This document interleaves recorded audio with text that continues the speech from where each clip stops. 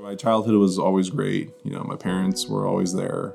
I was the youngest of three. At a very young age, I was really introduced to an adult world. During my 7th and 8th grade year, that's when everything started to really change for me. People trying to be my friend just because they think over time I'll make it to the NBA. And I was injured pretty bad. My freshman going into sophomore year, thankfully I was able to play my sophomore year. And then unfortunately I got injured again. I couldn't play my junior year at all. And then this is the moment in time that I know that everything just went downhill for me.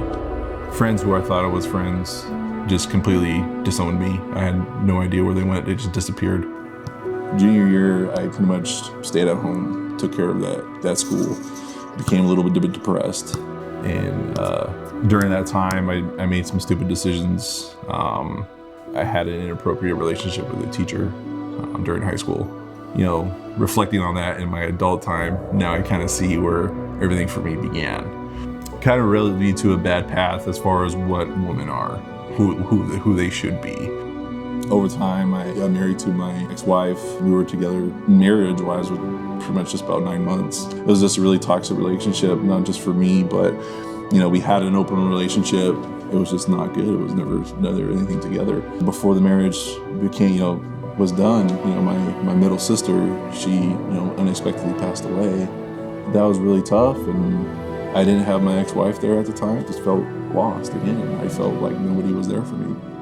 So during this time, during the separation, I met my now wife, in January. I remember one day we were talking together, and I was explaining to my wife what had happened to me through in high school. And I remember her saying, "You went through depression, and then now you're saying that you're having multiple partners." And that was the beginning stages of me realizing things, and the beginning stages of, even though we weren't going to church yet, of my faith growth. And that was when the moment we decided that we both wanted to change, wanted to do something new, start a new life. So we decided to move to Nevada. And I remember her saying, I'm all for it. I'm with you 100%, but we need to go back to church, or I'm just going to go by myself.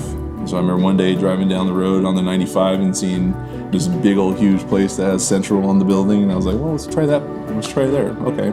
Still, within the faith, I still didn't really know or understand, but who Jesus was, who God was, and how they affect my life. But over time, it's just weird because little things were hitting for moments that I had no idea.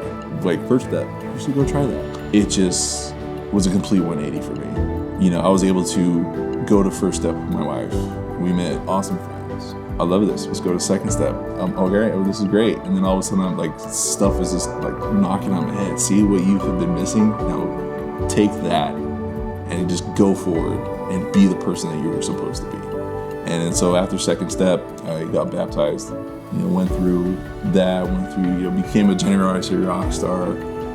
Became a ministry partner and lead out in the men's ministry. Started to serve the church. A lot of things that I've never thought in a million years I would have done. I remember the first time when my wife asked, "Hey, I have some extra bucks. Let's go ahead and let's tithe today." And I remember keeping a straight face because the last piece of me that I couldn't let go was money. I knew it was time to let that piece go. Through all that journey, I was lost, and I felt that there was nobody there.